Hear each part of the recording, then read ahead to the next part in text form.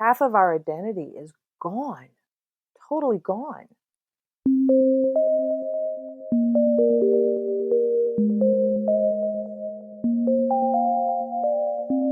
Hello, you are listening to NPE Stories. This is a podcast where NPEs can share their story. I am your host, Lily, and I found out I was an NPE through an ancestry DNA test that changed my life forever. NPE is a term that stands for not parent expected or non-paternal event. This means that one or more of our parents are not who we believe them to be. NPE Stories is a podcast where NPEs can share their story of what their original family was like, how they found out they were an NPE, and what their journey has been like since the day they found out. Welcome to episode 36, where today I am talking to Karen. Hi, Karen.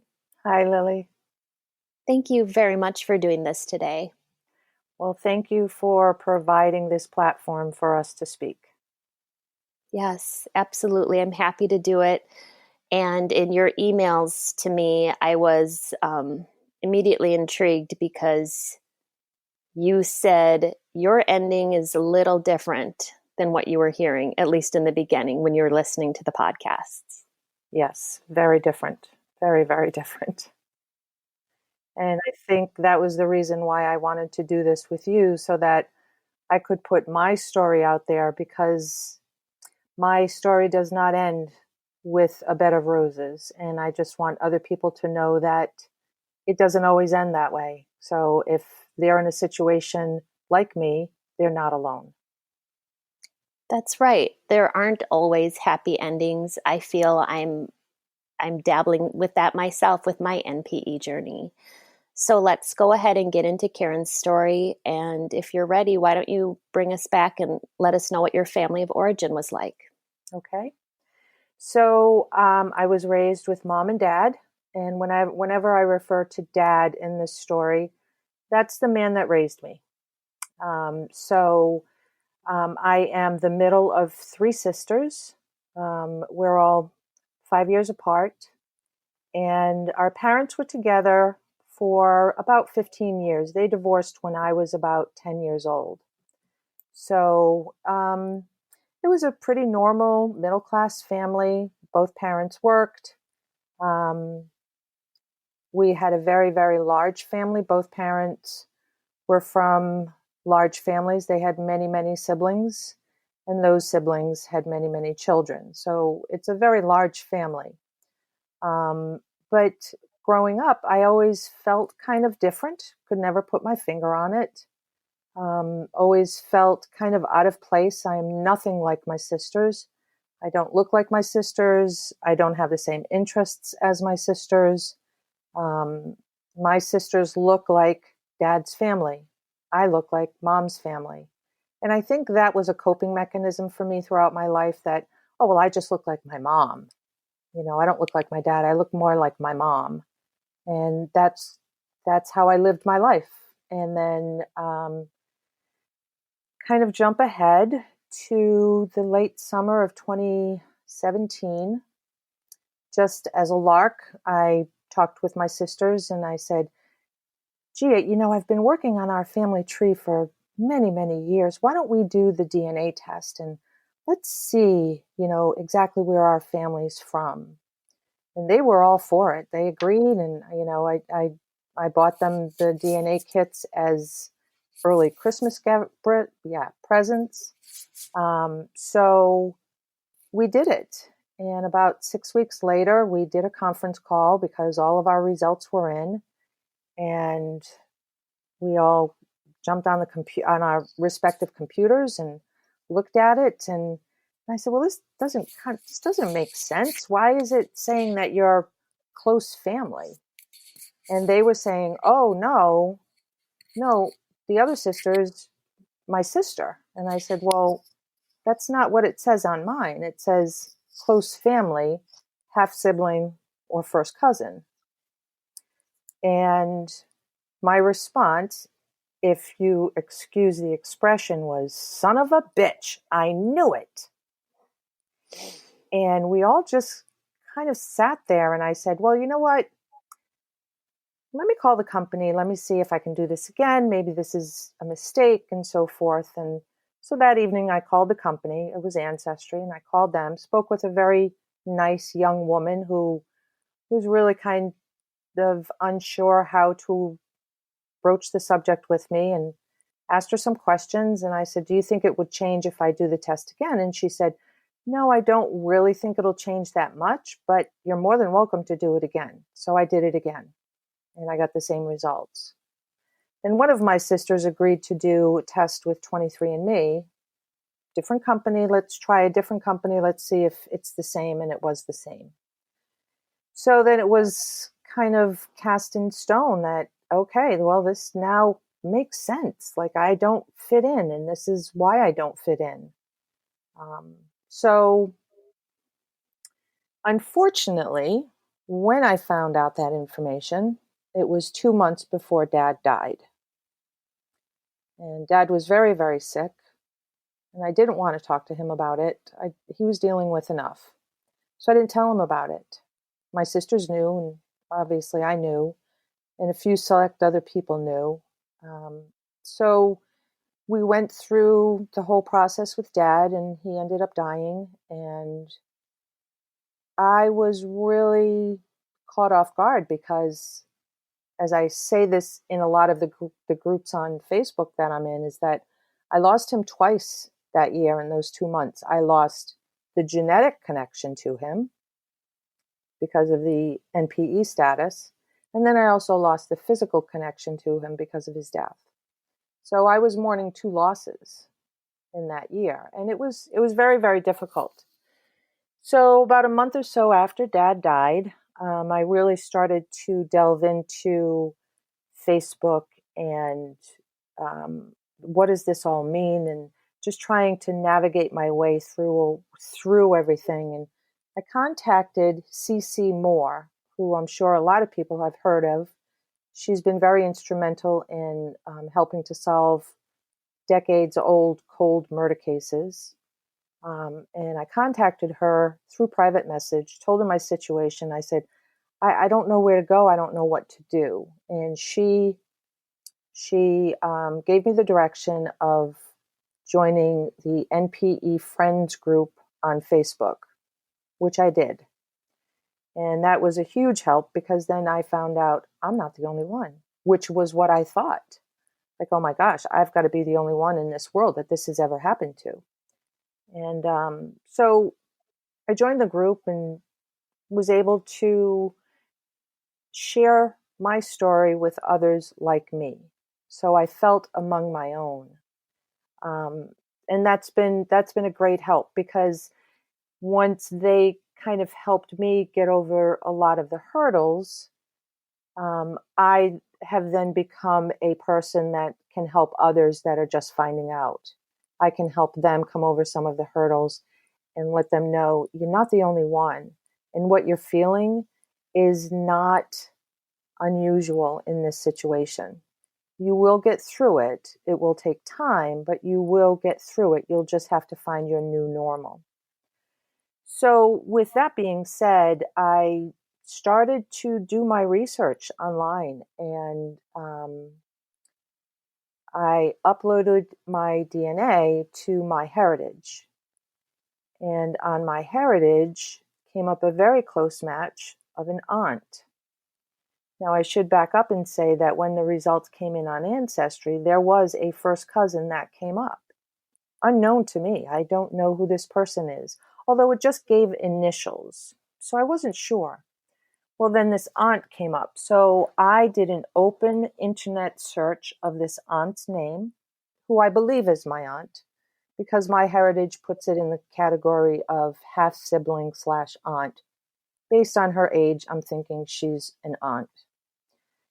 So I did a lot of research, and her name came up in an obituary. And in the obituary, it referred to her. It was her aunt's death. In the obituary, this aunt's death, it said that she was the aunt of this person who showed up as my aunt and a nephew who is my aunt's brother. So there I had the name. Now I had to put the pieces together. So I did the best I could, and I found out a lot more information. It's amazing what you can find in obituaries online. And I found a possible half sister in an obituary. And one day I ended up calling her out of the blue. And I have to say ahead of time, I totally blew that phone call, totally blew it. I was nervous. I was asking questions. I didn't tell her my purpose for calling ahead of time. I just started asking her questions about her father. And do you know this person? And do you know that person? To the point where she said, I don't feel comfortable answering these questions. And she hung up on me. So through more research online and on Facebook, I did find a common acquaintance with this possible half-sister that I had. So I reached out to the common acquaintance and asked her to pass on a letter to who I believe to be my half-sister. So the letter was 5 pages. It consisted of basic chronological ranting of what I did, what I found, screenshots of what I found online. And I included that in the letter and gave it to the common acquaintance who passed it on to the potential half sister. And I received a response a few weeks later, a 1-page letter from the possible half sister saying that the information I shared with her has toppled their world as it did mine, but they're asking me to step back and cease any more searches. So out of respect, that's exactly what I've done. I have not reached out to her anymore. In all of that, I did reach out to that first cousin on Ancestry. No reply. I then searched a little bit harder and I found where my possible aunt lives. And she lives 10 minutes down the road from me. So one day, a good friend of mine and I got in the car and drove to her house and knocked on the door. She didn't answer the door, so I left a note with my name and my phone number saying that I had some questions for her. I had some questions I hoped she could help me answer. And it was a couple of hours later that the aunt's daughter called me, who happened to be the first cousin that showed up on Ancestry. She was very, very excited. And, she said, oh, we're going to keep in touch. We're going to get together and so forth. And shortly thereafter, there was nothing but crickets. I would send her text messages. I would send her messages on Facebook, and never have I got a reply since. So I have had absolutely no contact. I have a very serious autoimmune disease that no one on my mother's side of the family has. I want medical information, but nobody's responding to me. Nobody. So I call myself an island. I'm out there all on my own. I have nothing to reach out to. I'm on an island. And it's scary at times. It's very, very lonely all the time.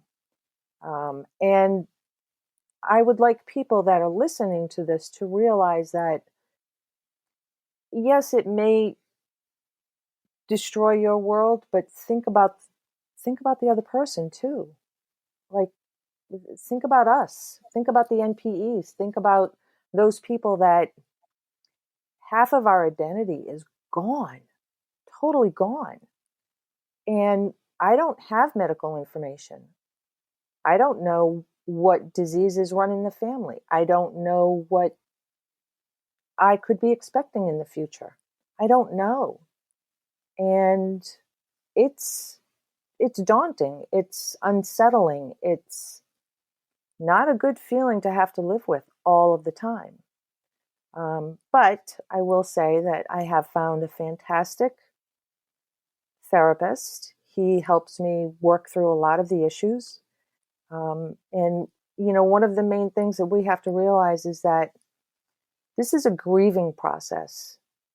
We're grieving the loss of that half of the identity. So grief is not a linear process. You don't go from A to B to C to D. It's very circuitous. It goes around, it comes and goes. Today you may feel perfect, excellent. I can get through this. And then tomorrow, for whatever reason, you're down in the dumps again and you don't know why. And it's okay because this is trauma. I'm going to label it as emotional trauma. And it's also grief. And so for anyone that really needs to look for a therapist, a counselor, someone to talk to, I suggest finding someone that is familiar with those issues and helping a person navigate through those issues. It's helped me a lot. My sisters have been as supportive as they could, but for them it's different. It's just different for them as it is for me. We try to navigate it the best we can. Um, but it's hard. So, although my possible, and when I say possible, it's because there's been no DNA test to confirm that the half sister is my actual half sister. There is DNA evidence to show that there's an aunt. But if this other man did create me, he lives 20 minutes down the road.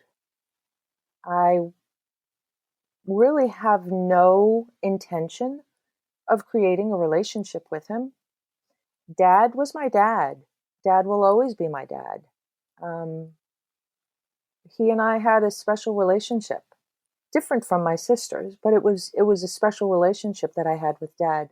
No one will ever replace Dad. Dad will always be my dad. He may not have created me, but he was there for me. He helped raise me. And that's what I hold true. This other man, to be honest, I have no feelings towards him. None. None whatsoever. I want nothing for him. I don't want a relationship with him.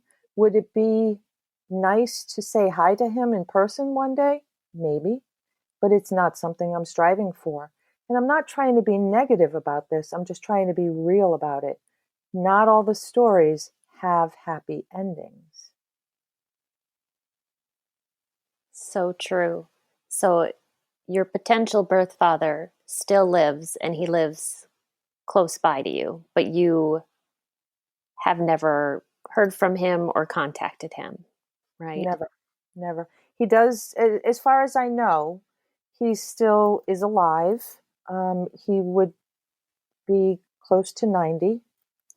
Um, and I don't know, I've never had any contact with him. So I have no information. And you're pretty certain he knows about you, your existence? I don't. I have no idea. How about your mom? So when I found all of this out, I invited Mom over to my house. Um, and Mom was a scientist. So she knows science. She knows science doesn't lie. Yet, as most mothers in our situations, denied it. Denied. So, in subsequent conversations with her, she never was forthcoming. She always denied. So, it's now a subject that I no longer even broach with her. It's not even worth my time or aggravation because it does not end nicely whenever we bring this up or whenever I have brought it up in the past. It's not a good Yeah. outcome. It's not something that I live in every single day, all day, but it is there. It is always there. Um, and there are times when I just have to really sit back and say, wait a minute, no, that's not my identity. In thinking of stuff with dad's family, and no one on dad's side knows. No one, absolutely no one on his side knows.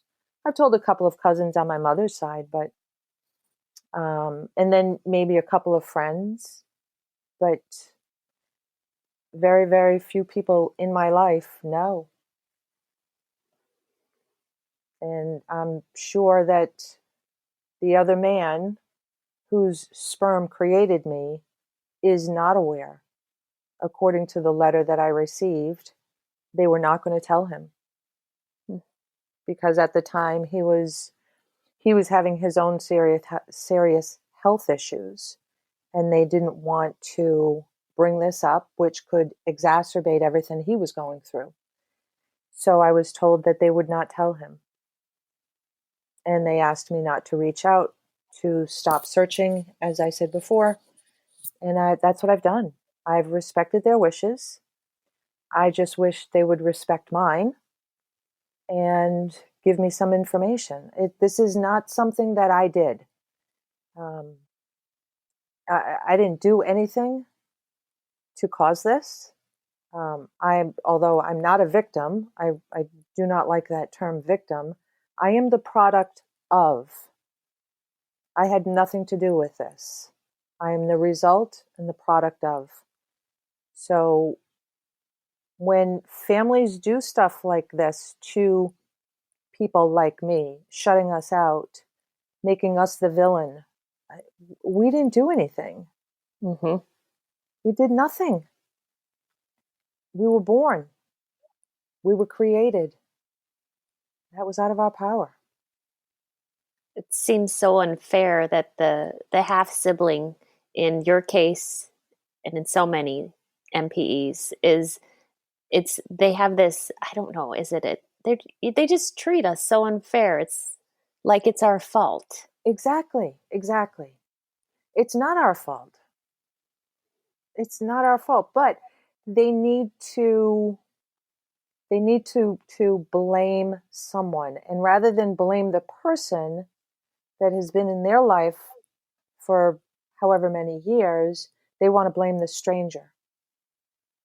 And we, as NPEs, are the stranger.